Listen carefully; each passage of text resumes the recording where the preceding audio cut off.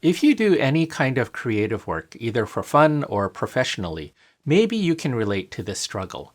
You have a project or projects that you've been working on for days, weeks, or months, and you just can't seem to get it done to your satisfaction, so it sits there unfinished and unreleased while you think about it. I struggle with this all the time. This channel has lain dormant for a few months while I've worked on various videos that haven't yet seen the light of day. If you also struggle with finishing your creative works, I hope this video helps. I want to share one of the most important pieces of advice that someone gave me, along with a few tips to put it into action. And I'm making this video just as much for myself because I needed a reminder. One of the best pieces of advice anyone ever gave me is, don't let perfect be the enemy of great. As a creative person, have you ever been stuck in your work or stuck on an idea and just couldn't seem to move ahead? As a designer, photographer, musician, videographer, or any kind of creative, it's really easy to get attached to what you create. I mean, you put so much of yourself into it, your time, your skill, your experience. It's like a part of you. You want it to be perfect, right? Because it represents your passion, your pride, and all the things you're capable of. And this could be the one that gets noticed. But here's the thing, and I think every creative faces this at some point. There's a time when you have to just accept that your project is done and move on. And it's not easy. My boss gave me the don't let perfect be the enemy of great advice during a project I was working on. One I just couldn't get to the point where I felt it was finished. I was stuck, stressing out, and endlessly tweaking, trying to make it just right. But every extra hour I spent polishing meant that I wasn't working on something new or moving forward. And he was saying basically that while I was busy chasing perfect, the project was already great as it was. It was ready to go. This whole thing, this need for perfection, is actually a pretty common struggle in creative work. Even Leonardo da Vinci famously couldn't bring himself to finish the Mona Lisa. He worked on it for years, tweaking and refining, and some academics believe he never considered it done. Perfectionism can become a real barrier if we're not careful. The more time we spend chasing it, the more likely we are to hold back our own growth and even stall out. That's a challenge a lot of us face, recognizing when something is great enough to share with the world.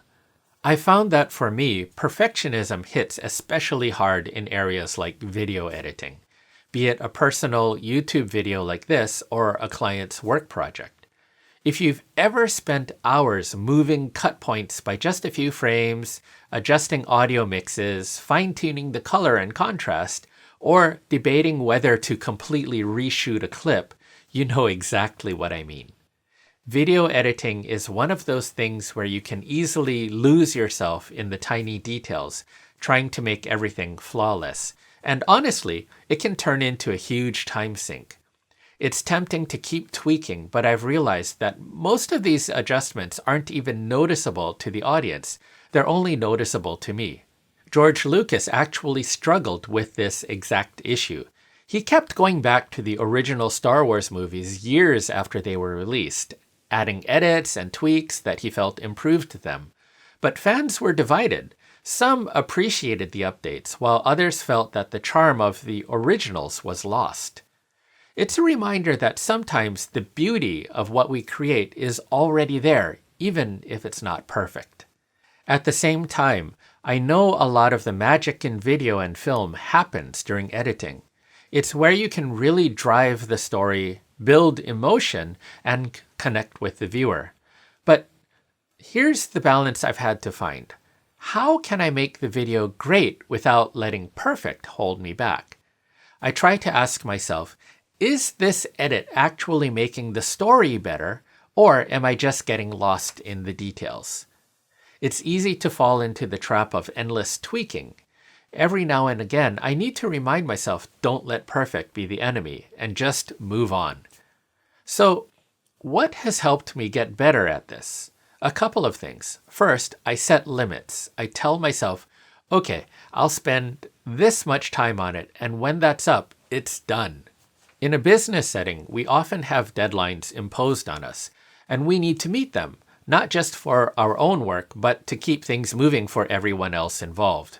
My endless polishing on that old project, for instance, was actually holding up a lot of other moving parts and affecting other people. Setting boundaries helps me stay on track and respect the workflow. But when I'm working on a personal project, it's so easy to get sucked into the details. If it's a passion project without a hard deadline, there's no one else telling me to stop, and it's tempting to keep pushing for perfect.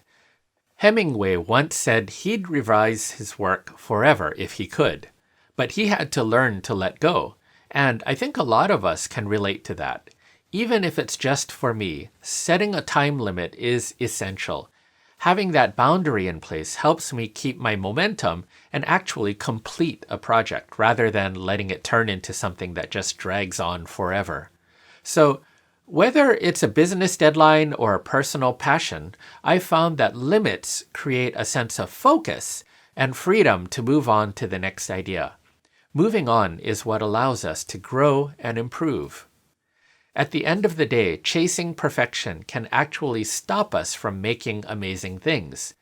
If I spend all my time on one project, I'll never get to the next idea or next creative challenge. So if you do creative work like me and you have a project you can't seem to finish, I encourage you, try letting it go. It might already be great. If you have any advice for creative people who struggle against trying to make things perfect, please share your ideas in the comments. This is a trap I still fall into, and I'd love to hear what other people have for advice on how to avoid it. Thanks for watching, and I hope to hear from you and learn from you all.